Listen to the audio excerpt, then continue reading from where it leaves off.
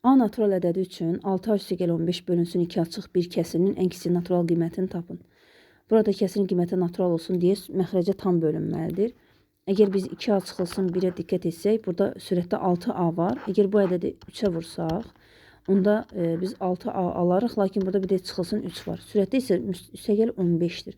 Deməli, bir mənfi çözümümüzdən əlavə edək və çıxaq onu. 6A çıxılsın 3, üstəgəl 3, üstəgəl 15. Yəni, burada mənfi 3 və müsbət 3 neytrallaşır. Yəni, sadəcə yenə 15 qalır.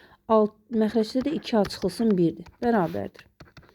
6A çıxılsın 3 olan hissəni 1 bölək 2A çıx 1-ə və 3 üstəgəl 15-i də 1. 2A çıxılsın 1-də 6A çıxılsın 3, üstəgəlinsin 18 bölünsün 2A çıxılsın 1. Bərabərdir.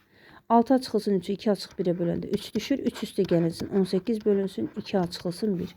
18-in bölənlərinə baxaq. 18 hansı ədədlərə bölünür? 1-ə, 2-yə, 3-ə, 6-ya, 9-a və 18 özü-özünə bölünür. Kəsirin qiymətinin ən kiçik olması üçün bizə məxrəcin ən böyük olması lazımdır ki, 18-i böldükdə daha kiçik ədəd alaq.